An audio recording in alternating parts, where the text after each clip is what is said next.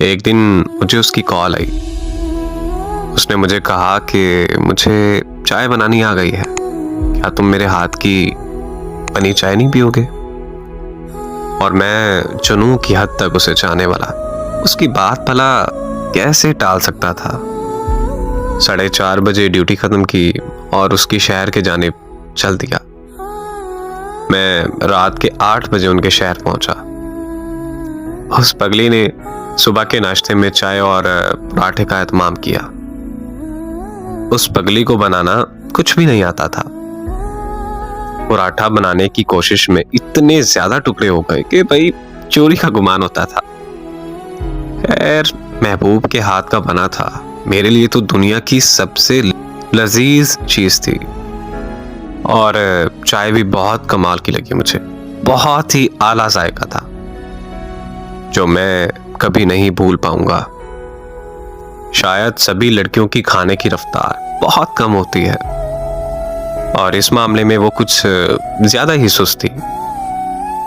अक्सर मैं अपने खाने की चीज खत्म कर लेता, लेकिन जब उसकी बारी आती तो हम उसके हिस्से में आई चीज को भी आधा आधा करके खाते थे। इस बात की उसे बहुत ज्यादा खुशी होती थी और उसे खुशियां देना मेरी जिंदगी का मकसद बन गया। मैंने अपनी चाय खत्म कर ली। जब उसकी बारी आई तो उसे पता चला कि वो चाय में तो चीनी मिलाना ही भूल गई।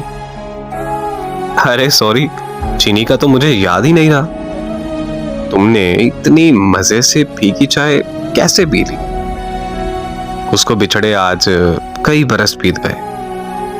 मैं जब भी कहीं मेहमान जाता हूं तो मेजबान मुझसे पूछता है कि चाय लेंगे या बोतल, तो मेरे कानों में एक आवाज सी गूंजती है, मुझे चाय बनानी आ गई है, क्या तुम मेरे हाथ की बनी चाय नहीं पियोगे? और मैं बेसाख्ता कह देता हूं, चाय बिना चीनी के। सभी मुझसे हैरान होकर पूछते हैं कि भाई बिना चीनी के क्यों?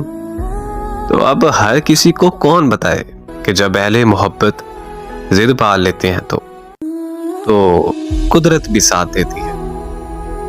और मैंने उसकी चाय का जायका कायम रखने के लिए फीकी चाय पीने की जिद पाल ली थी, तो गोया फिर कुदरत ने उसके बाद मीठी चाय पीना नसीब ही नहीं की। बस वो उसकी चाय याद आती है।